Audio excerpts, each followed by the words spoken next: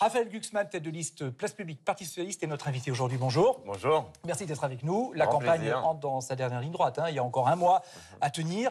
Et la question n'est pas de savoir, à l'heure qu'il est, si elle aura lieu, mais quand. Mais Israël se prépare bel et bien à une attaque massive sur Rafah, dans le sud de la bande de Gaza. Hier, l'armée israélienne a mené de nouveaux bombardements et ordonné l'évacuation de la ville avant de lancer une offensive terrestre d'envergure. L'entrée d'aide humanitaire à Gaza est bloquée, selon l'ONU, depuis que les troupes israéliennes ont pris le point de passage frontalier avec l'Égypte. En 7 mois, 35 000 Palestiniens ont été tués, selon les chiffres du Hamas. Raphaël Glucksmann, à propos de ce qui se passe à Gaza, il y a toujours cette histoire où vous ne voulez pas utiliser le mot de génocide, parce que vous dites c'est la justice internationale qui doit dire si c'est génocide ou pas. Mais est-ce que le rôle d'un responsable politique n'est pas, malgré tout, d'utiliser des mots pour alerter l'opinion publique ou même les institutions internationales? On n'a pas besoin d'utiliser ces mots pour alerter sur le carnage à Gaza, sur la nécessité d'un cessez-le-feu, sur la nécessité de faire pression sur le gouvernement d'extrême droite de M. Netanyahou. Moi, je ne veux pas de ce concours des mots. Ce que je veux, c'est des actions qui fassent pression sur le gouvernement Netanyahou. C'est pour ça qu'au Parlement européen, on a proposé la suspension de l'accord d'association avec Israël. On a proposé les sanctions à l'égard des colons qui continuent à étendre les colonies de manière indéfinie en Cisjordanie.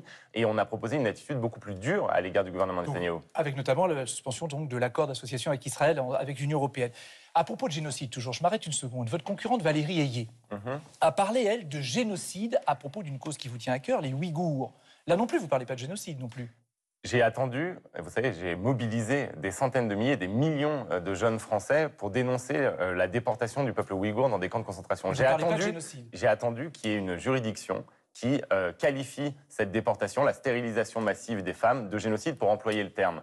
Je ne l'ai jamais employé sur la Syrie qui m'a mobilisé, je ne l'ai jamais employé non plus sur l'Ukraine, même après Boutcha, même après Irpin, même après les massacres commis par les soldats russes, parce que j'ai une attitude qui est extrêmement précautionneuse sur l'emploi de ce terme. Elle a tort donc Valérie Ayé quand elle parle de génocide des Ouïghours. Non, elle a raison, vous êtes d'accord avec elle là-dessus? Il y a une juridiction qui a statué là-dessus. Mais la Cour internationale de justice dit par exemple à propos de Gaza, il y a un risque. Possibilité et un risque et nécessité absolue de prévenir ce risque. Et ben c'est exactement ma position. Et donc en fait, la position, ça doit être une position d'une fermeté absolue pour empêcher toute possibilité de génocide.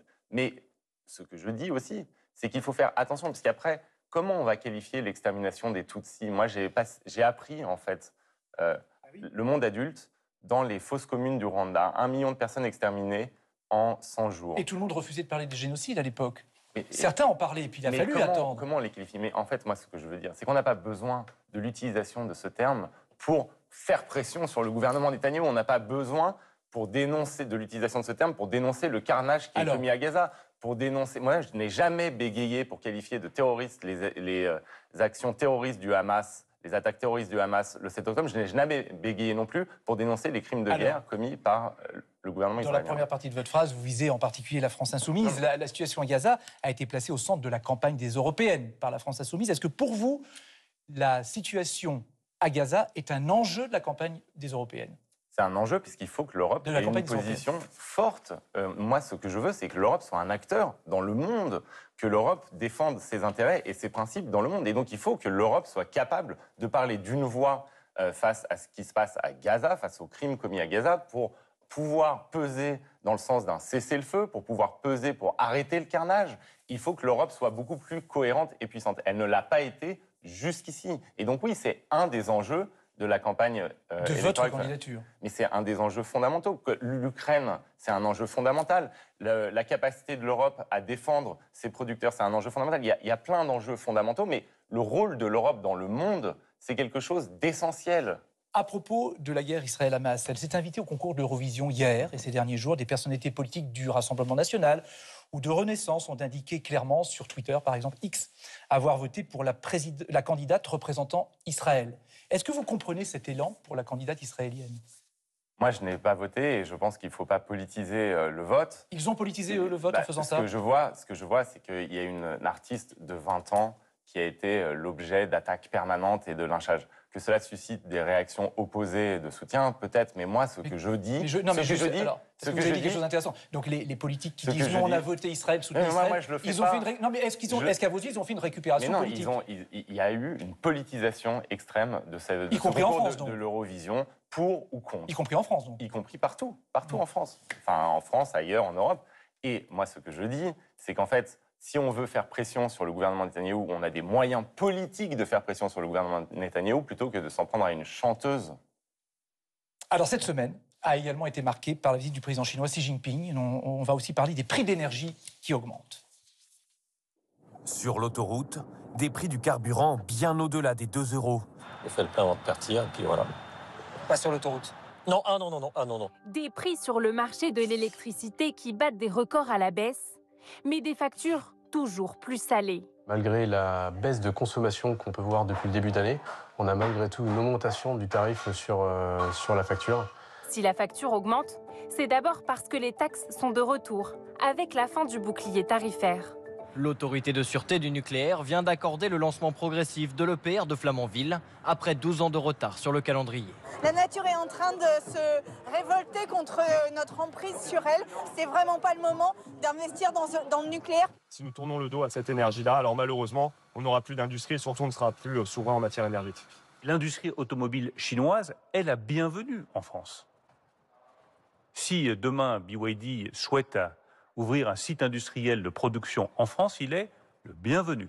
Une volonté de continuer à ouvrir le commerce, mais à s'assurer à chaque fois que celui-ci est pleinement loyal. Soyez les bienvenus pour participer au processus de la modernisation à la chinoise et à partager avec nous les opportunités générées par le développement de la Chine. On veut le caresser dans le dos pour lui faire passer... essayer de lui faire passer certaines choses. Ces couvertures de laine des Pyrénées. Tu aimes le sport? L'étape du Tourmalet est une étape mythique. Et là, il est signé par Vingegaard. Metex, fais écho à Whirlpool, fais écho à Goodyear. La Chine inonde l'Europe de son stock d'acides aminés, moitié moins cher. Metex Amiens est placé en redressement judiciaire depuis le 20 mars dernier. Soit l'État fait le nécessaire pour qu'on puisse sauvegarder la seule usine en Europe à fabriquer des acides aminés, ou l'État décide de ne rien faire et ça sera la fermeture assurée pour le site d'Amiens. Alors l'usine Metex d'Amiens, Félix Gusman, ça devient l'un des symboles de cette campagne des Européennes. Vos concurrents y sont allés, certains en tout cas, Manon Aubry pour LFI, Marie Toussaint pour les écologistes. Vous allez y aller? Mardi j'y vais. Et ça veut dire quoi? Pour dire que c'est un symbole de l'incapacité de l'Europe à défendre ses intérêts et ses productions. Mais ils le savent, ça. Oui, et que donc, du coup, il faut un changement drastique des politiques commerciales européennes. En fait, on est en train de laisser nos producteurs se faire ratiboiser. Metex, c'est la dernière capacité de production en Europe de lysine. C'est essentiel pour notre souveraineté alimentaire, c'est essentiel pour notre souveraineté pharmaceutique. C'est la même chose qui se passe dans tous les secteurs de l'industrie en Europe. On se fait ratiboiser par une concurrence chinoise à base de subventions illégales, à base de ventes à perte, à base de jeux sur les prix mondiaux qui menacent réellement l'Europe de n'être plus du tout un continent de producteurs. C'est la même chose dans les panneaux photovoltaïques. On avait des champions des panneaux photovoltaïques. Moi, j'ai discuté avec les dirigeants de Systovi, une entreprise florissante, qui a dû mettre les clés sous la porte parce que les Chinois ont décidé de casser les prix en les divisant par 4. Et face à ça, les Canadiens, ils imposent 235% de taxes à l'entrée sur le marché canadien. Les Américains ils viennent d'annoncer que sur les voitures électriques, ils allaient imposer à 100% de taxes. L'Europe doit faire la même chose. L'Europe doit faire la même chose. L'Europe ne peut pas être le dernier continent de dindons de la farce de la globalisation. Mais vous avez vu aussi, le ministre de l'économie Bruno Le Maire, lui, c'est autre chose. Il invite les constructeurs de voitures électriques chinois à venir créer des usines en France. Est-ce qu'il faut leur interdire ? Il faut pas leur interdire. Ce qu'il faut, c'est réserver la commande publique européenne aux productions européennes. Ce qu'il faut, c'est lutter contre le dumping opéré par les Chinois. Ce qu'il faut, c'est bloquer les produits à l'entrée qui ne respectent pas les règles. Oui, mais là, des Chinois qui viennent construire des usines en France pour investir en France, pour produire en France. Si c'est une production européenne, pourquoi pas? Mais ce que je dis, c'est que nous, on doit développer nos propres capacités de production et que ça ne passera pas sans la mise en place d'un protectionnisme écologique européen. Et la dernière visite de Xi Jinping à Paris, en France, ça a été un moment complètement raté par le président de la République parce qu'il a voulu, je sais pas, donner une nature amicale à cette visite en espérant que ça allait infléchir la position chinoise. La réalité, c'est qu'il n'y a aucun infléchissement de la position chinoise, ni sur l'Ukraine. La Chine est le principal soutien de la guerre menée par Vladimir Poutine contre l'Ukraine et contre l'Europe, ni sur les questions commerciales et les questions de production, puisque tout ça correspond à un plan géopolitique qui est de ratiboiser la concurrence européenne. Et nous avons une perspective qui est celle de la désindustrialisation totale si nous ne faisons pas ce que les Canadiens ou les Américains font. J'ai entendu, taxer à 100 ou 200%. Défendre nos intérêts, défendre nos producteurs. C'est pas tabou, ça. Vous parliez de la guerre en Ukraine. À la suite de la guerre en Ukraine, le marché de l'électricité qui sert à fixer les prix dans chaque pays européen a été revu. Mais il est quand même pas mal basé sur le prix du gaz, du charbon. Ça reste quand même un des éléments pour fixer le prix de l'électricité. Donc il faut continuer à le revoir. Faut-il le revoir ou sortir du marché européen de l'électricité? On ne peut pas sortir du marché européen de l'électricité. Vous savez, le marché européen de l'électricité, il y a une nécessité impérieuse à le réformer et à complètement découpler les prix des prix du gaz. Mais il y a une vérité du marché européen, c'est que quand on ne produit pas assez en France, ce qui est arrivé à l'hiver dernier, eh bien, heureusement qu'on a le marché européen de l'électricité qui permet de fournir la France. Donc vous dites qu'il faut rester dans ce marché. Il faut rester dans ce marché et il faut le réformer bien plus avant et découpler avec le gaz. Tout simplement, prendre juste cette mesure. Mais et vous dites ça règle tout. Et nous, on porte aussi une tarification sociale de l'électricité. Et il faut quand même préciser que s'il y a une absence de répercussion de la baisse des prix de l'énergie sur les prix de l'électricité pour les ménages, c'est parce qu'il y a eu une décision du gouvernement français d'augmenter les taxes sur l'électricité. Donc ça, ce n'est pas le marché européen, ça, c'est une taxe française. Il y a quelque chose qui va dans le sens de la France, qui a été pris au niveau européen, c'est de considérer le nucléaire comme une énergie décarbonée. Désormais, ça fait baisser normalement le nucléaire.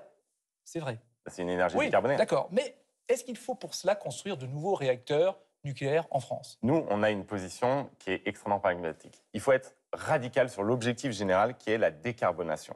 D'accord? C'est ça l'objectif radical. Pour vous. Et dans cette perspective, notre mix énergétique doit contenir du nucléaire pendant encore longtemps. Est-ce qu'il faut construire de nouveaux réacteurs? C'est ça le sujet en France. Et l'enjeu, c'est là, il faut être très pragmatique. Est-ce que c'est rentable et est-ce que c'est profitable? Le PR de Flamanville, c'est rentable? Le PR de Flamanville, de toute façon, on ne va pas l'annuler. Là, il vient d'être lancé. Il est là. Il faut en faire d'autres? Est-ce qu'il faut... Non, mais la question, c'est est-ce qu'il faut faire d'autres EPR ou d'autres réacteurs nucléaires? Si c'est faisable. En fait, la vérité... Vous n'êtes pas contre?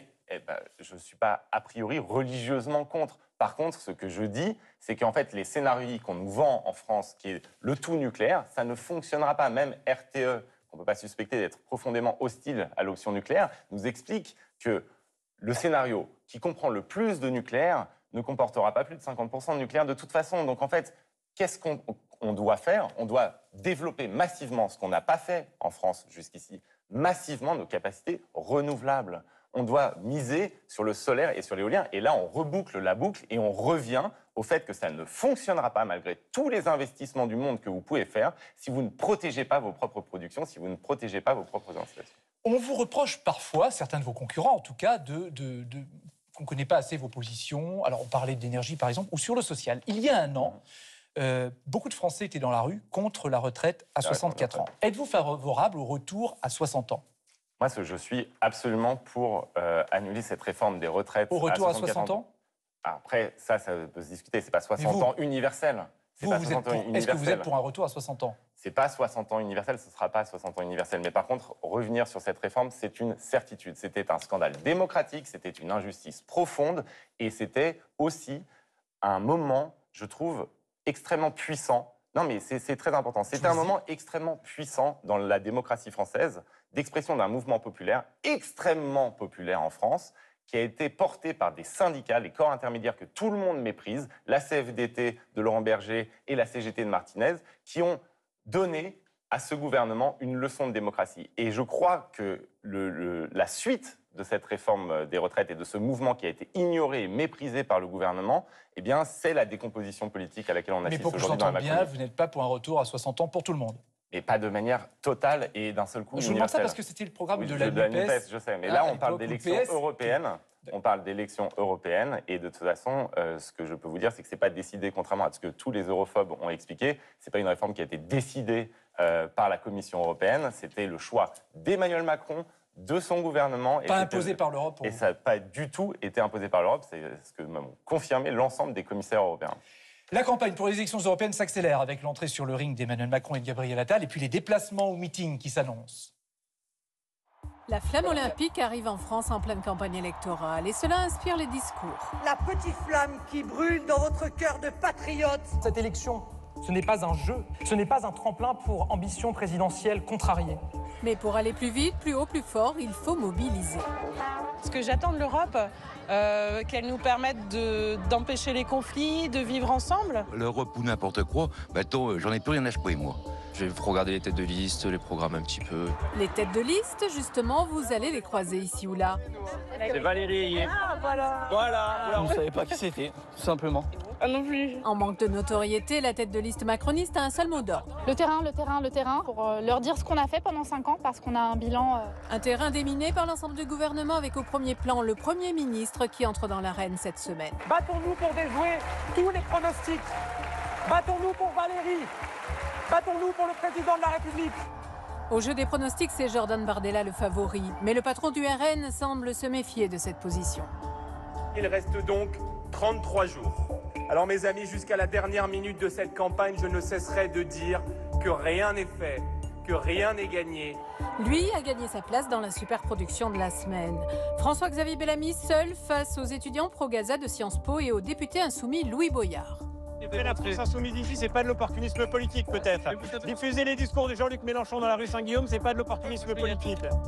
Sillonner les marchés exotiques de la Réunion ou animer les petites estrades en métropole. Raphaël Glucksmann a un double défi, gagner des places et recoudre le PS. Même les bons sondages, ça donne pas lieu à l'envie de faire la fête. Nous, on fait une campagne enthousiaste parce qu'on est en accord avec nos principes. Mais ça suffit pas. Ça suffit pas quand l'extrême droite est aussi haut. Emmanuel Macron communique aussi à tout va avec les codes des réseaux sociaux. La première, c'est celle d'Amande sur TikTok. Charlie le BG, donc j'imagine le beau gosse. Alors, campagne ou pas campagne? Il y a une chose que vous pouvez faire pour l'Europe, c'est ça. C'est aller voter. Raphaël Glucksmann, vous saluez au passage l'engagement d'Emmanuel Macron qui appelle à voter aux européennes et puis qui s'engage aussi dans cette campagne? Alors, c'est deux choses différentes. Que le président de la République appelle à voter, oui, il faut appeler à voter, il faut que toutes les institutions le répètent, il faut s'emparer de ce bulletin de vote. Ces élections européennes sont les élections les plus importantes. Donc vous êtes d'accord avec Emmanuel Macron là-dessus? Des élections tout le monde européennes. peut être d'accord avec ça. Et ça, tout mais le monde sur son va engagement dans la campagne, vous aviez l'air plus déjà, moi, réservé. je ne l'aurais pas fait sur TikTok, parce que j'ai quitté TikTok, parce qu'il y a des... C'est sur X, je crois. Ah bon, bah, ouais, vous avez dit sur TikTok, c'était dans le reportage. Je vous ai dit TikTok? Excusez-moi, je ne sais plus. Alors, dans le reportage, il y avait écrit TikTok, vous avez... Excusez-moi. J'aurais évité de le faire sur TikTok, parce que j'ai quitté TikTok en raison des ingérences chinoises qui utilisent ce réseau, et je pense qu'il faut faire extrêmement attention à la sécurité des utilisateurs. Sur le fait que le président entre en campagne. Mais en fait, il essaye de rétablir ce duel entre lui et l'extrême droite qui fait suffoquer la France. Et donc moi, ce que je dis, c'est attention à ne pas kidnapper cette élection, que Emmanuel Macron appelle les gens à voter, à se saisir de leur bulletin de vote. Très bien, c'est son rôle. Ensuite, faire campagne de manière ouverte pour sa candidate, je pense que c'est un problème pour le président de la République, mais il fait comme il l'entend. Alors, Emmanuel Macron a redit aussi par ailleurs que si la Russie arrive à percer les lignes de front, autrement dit à avancer encore en territoire ukrainien et si l'Ukraine le demande, la France devrait légitimement se poser la question d'envoyer des troupes au sol. C'était chez les quotidiens du groupe EBRA il y a quelques jours. Est-ce que vous êtes d'accord avec ça? Je pense que on ne sait pas ce que les Ukrainiens nous demandent. Moi, j'étais avec Vitaly Klitschko. Oui, mais est-ce qu'il faut envoyer des troupes au sol si les Russes Moi, ma règle, elle est extrêmement simple. Il on faut y est, d'abord les Russes, ils avancent ces dernières écouter les demandes des Ukrainiens. Vitaly Klitschko, le maire de Kiev, j'étais avec lui il y a quelques jours à Paris. Et il nous dit une chose très simple, et il l'a répété dans tous les médias. Nous n'avons pas besoin de vos hommes, nous avons besoin de vos armes. Or, le problème, c'est qu'on ne livre pas ce qui permettrait à l'Ukraine de résister. Aujourd'hui, après 2 ans de conflit, plus de 2 ans de conflit, eh bien, la France n'est pas capable de livrer plus de 5000 obus de 155 mm, alors que les Russes en tirent 20 000 par jour. Le principe, c'est les troupes au sol, non, pour vous. Les troupes au sol, non. Et donc ça, c'est la seule ligne rouge. Mais par contre, livrer les avions, livrer les missiles à longue portée, livrer les obus en quantité suffisante pour que les Ukrainiens résistent, faire ce qu'ils nous demandent, eux qui sont la première ligne de défense. Moi, c'est la ligne que j'adopte depuis le début. Vous êtes pour la création, par contre, d'une défense européenne. Et Emmanuel Macron veut y inclure l'arme nucléaire dont seule la France dispose en Europe. Est-ce que vous y êtes favorable? Que la décision française d'étendre les intérêts vitaux de la France à l'Europe me semble être un élément extrêmement important de l'affirmation de l'autonomie stratégique européenne. Donc vous êtes pour? Donc oui, ça ne veut pas dire la mutualisation.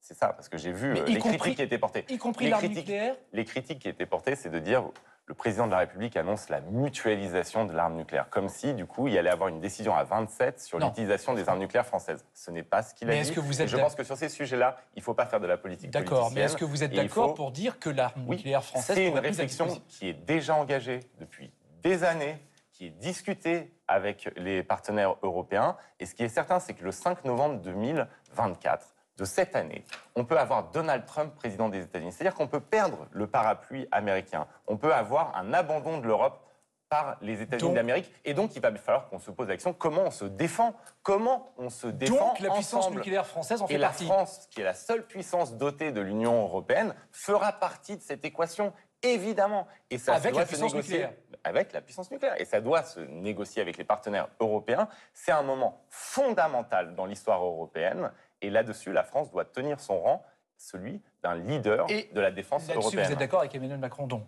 Mais quand Emmanuel Macron dit quelque chose qui est très important pour l'histoire de l'Europe, moi, je ne fais pas de la politique pavlovienne. Je dis quand je suis d'accord, je dis quand je suis en désaccord. Je suis en désaccord sur le fait de ne pas livrer les armes aux Ukrainiens et dans le même temps engager des débats littéraires sur l'envoi de troupes. Je suis en accord sur le fait qu'il doit y avoir une réflexion sur l'extension des intérêts vitaux de la France au continent européen. Y compris avec l'arme nucléaire. Nathalie Morey, journaliste politique à Ebra Presse, est avec nous aujourd'hui pour sa carte blanche. Bonjour Nathalie. Bonjour Francis, bonjour Raphaël. Faut-il croire les sondages? En tout cas, vous en parlez. En tous les cas, en 2019, vous avez fait 6%. Et cette année, franchement, les sondages vous donnent en tête des listes de gauche. Comment vous l'expliquez?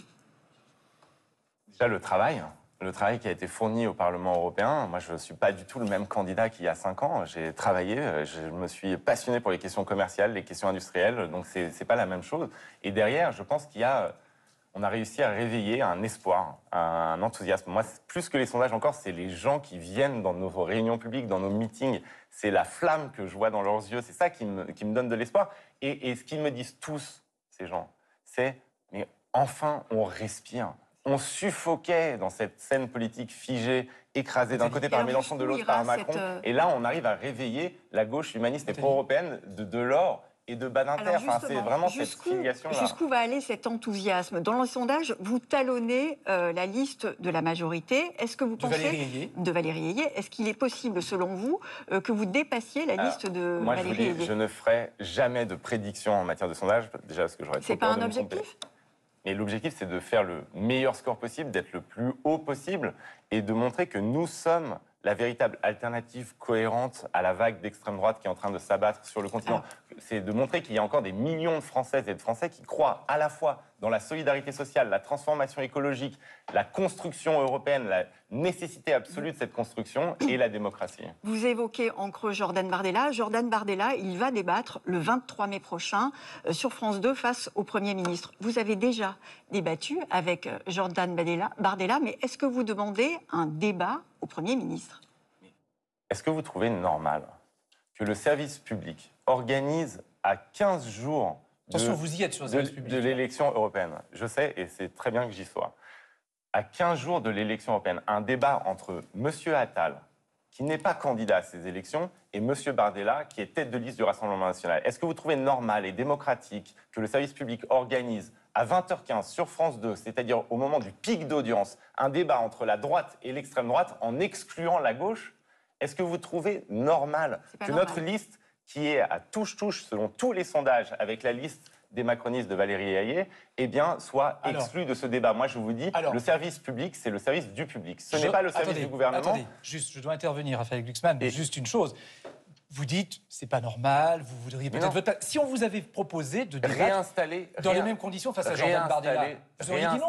En permanence. Déjà, moi, je suis candidat. Donc, moi, je trouve aussi anormal que Mme Ayé soit invisibilisée et remplacée par le Premier ministre qui n'est pas candidat aux élections européennes. Là, on a un candidat, vous voyez l'image, un candidat, chef de file du Rassemblement national, et quelqu'un qui n'est pas candidat à cette élection. Donc pourquoi organiser ce débat? S'il faut faire un débat national entre le gouvernement et l'extrême droite, eh bien organisez-le après le 9 juin.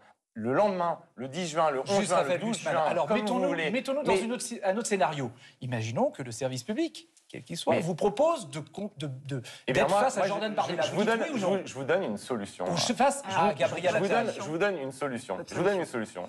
Moi, j'ai regardé dans mon agenda. Et le 23 mai, je crois que c'est le 23 mai, à 20h15, je suis disponible. Donc on n'a qu'à organiser un débat à 3 comme ça, les millions de personnes qui sont attachées à la solidarité sociale, regardez, même tout seul, qui sont attachées à la solidarité sociale et à l'existence d'une gauche humaniste dans ce pays, seront représentées. Parce que je vais vous dire, réinstaller en permanence ce faux duel entre le gouvernement et l'extrême droite, entre Emmanuel Macron et Marine Le Pen, entre M. Attal et M. Bardella, c'est extrêmement dangereux et ça fait suffoquer des millions de Français. Il y a une voie alternative, c'est ce qu'on montre depuis le début de cette campagne. Si la proposition vous était faite de débattre face à Gabriel Attal, vous, face au Premier ministre, vous diriez non. Mais pour les mêmes raisons. Mais moi, ce que je pense, c'est que le service public devrait dire « OK, très bien, donc là, on prend les listes qui sont en tête ». Et dans ce cas-là, on organise. Oui, mais dans ce cas-là, on organise. Non, mais si on vous proposait. Non, mais Raphaël Glusman, vous ne répondez pas jusqu'au bout. Si on vous proposait un face-à-face avec Gabriel Attal, vous diriez non. Parce qu'il n'est pas candidat. Mais moi, je pense que le débat, il est avec Mme Hayé et M. Bardella. Et je pense que s'ils veulent organiser un débat entre le gouvernement et les oppositions, ils le font après les élections européennes et ils laissent ces élections européennes être des élections européennes. J'en ai marre que les élections européennes soient renationalisées à chaque fois. Les enjeux sont d'abord européens. Nathalie. Vous avez cité tout à l'heure la gauche dont vous vous réclamez, c'est-à-dire celle de Badinter et celle de Jacques Delors. Vous ne vous réclamez pas de la gauche de François Mitterrand ? Si, de François Mitterrand, de Michel Rocard, de Lionel Jospin, Enfin, excusez-moi, on a perdu quand même deux immenses figures qui ont structuré cette gauche qui s'est battue pour les droits humains et qui s'est battue pour la construction européenne à un moment où la construction européenne est menacée en externe par la guerre de Vladimir Poutine et en interne par la vague d'extrême droite qui s'abat sur notre continent, et à un moment où les droits humains sont foulés aux pieds partout dans le monde et maltraités intellectuellement, y compris dans nos propres pays. Donc qu'on se revendique de ces deux figures tutélaires qui ont irrigué, enfin moi, ma jeunesse complètement, je trouve juste quand même. Oui, François Hollande, qui était à votre place il n'y a pas si longtemps que ça, espère que vous fassiez un très très bon score, justement pour refonder un parti autour de la social-démocratie. Est-ce que vous voyez jouer un rôle dans la recomposition de la gauche en France après les élections du 9 juin ? Les élections vont trancher des lignes, vont trancher des divergences de fond. Et moi, je serai le garant du fait que les lignes qui ont été tranchées soient bien gardées dans la suite. Donc je ne vais pas pour le débat français. Je ne vais pas prendre le train et disparaître complètement en Europe. Je pense qu'il est fondamental pour notre pays qu'une gauche humaniste pro-européenne démocratique existe. Donc après les européennes, vous vous engagerez à reconstruire la gauche ou dans le débat français ? Je prendrai ma part, oui, bien sûr. Je ne vais pas mener cette campagne qui est enthousiaste, où il y a tant de gens qui ont de l'espoir, et ensuite dire c'est plus mon affaire. Non, on a quelque chose à recréer dans notre pays. Et de toute façon, c'est extrêmement important pour la démocratie française, qu'il y ait une possibilité d'alternative. Donc vous n'allez pas partir à Strasbourg et Bruxelles et on ne va plus vous revoir pendant 5 ans. Vous allez me voir, malheureusement. Non, je vous pose la question. Merci Nathalie. Merci à vous. Autre question à propos de l'Europe. Si une majorité d'extrême droite ou de droite populiste sort des urnes le 9 juin partout en Europe et qu'il y ait possibilité qu'il y ait un président, une présidente de Commission européenne ou de Parlement européen qui soit issu de l'extrême droite, est-ce que vous appelleriez, par exemple, ça n'existe pas encore, mais à une espèce de front républicain européen ? Je ferai tout pour empêcher l'extrême droite de prendre le pouvoir en Europe. Tout. C'est-à-dire un front républicain. Et je ne crois pas que l'extrême droite va prendre le pouvoir en Europe. Par contre, ce qui est possible, c'est qu'une coalition impliquant l'extrême droite prenne le pouvoir en Europe. Et nous avons une position avec ma famille social-démocrate, qui est le deuxième groupe du Parlement et qui aspire à devenir le premier, le 9 juin. Eh bien, c'est une position extrêmement claire. Il y aura aucune alliance possible avec les groupes d'extrême droite au Parlement européen. Mais ça veut dire que quand vous dites ça, vous demandez aux autres de faire la même chose. Par exemple, pour PPE, la droite... On exige des autres qu'ils fassent la même chose. Et quand Mme von der Leyen... D'abord, Mme von der Leyen, qui a été floue, qui a évoqué la possibilité d'une alliance. Et ensuite, nous sommes le seul groupe où il n'y a aucune compromission avec l'extrême droite. N'est-ce pas ? Même dans le groupe de Renaissance, le groupe d'Emmanuel Macron, il y a des gouvernements nationaux qui sont entre libéraux, le groupe libéral au Parlement européen, qui sont entre libéraux et l'extrême droite. Et nous avons exclu le seul parti qui avait envisagé de faire ça en Slovaquie. C'est extrêmement clair. Nous sommes le front de la résistance à l'extrême droite au Parlement européen et nous ne laisserons pas cette vague brune détricoter la construction européenne, revenir sur les droits sociaux ou fouler aux pieds l'état de droit. Donc, nous sommes le groupe de la résistance. Vous demandez donc à tous les autres d'être clairs là-dessus, de s'engager là-dessus ? Eh bien, soit ces autres deviendront nos adversaires irréductibles, soit ils s'engagent clairement à mettre un cordon sanitaire. Il n'y a pas de coalition possible avec l'extrême droite à la tête de l'Europe, sinon c'est la fin de la construction européenne. Merci Raphaël Glucksmann d'avoir accepté notre invitation dans Dimanche en politique. Réalisation Tristan dans la rédaction en chef Claire Sébastien. Tout de suite ici 12-13, actualité de la mi-journée dans votre région. Bon après-midi, bonne semaine. Merci et à dimanche prochain.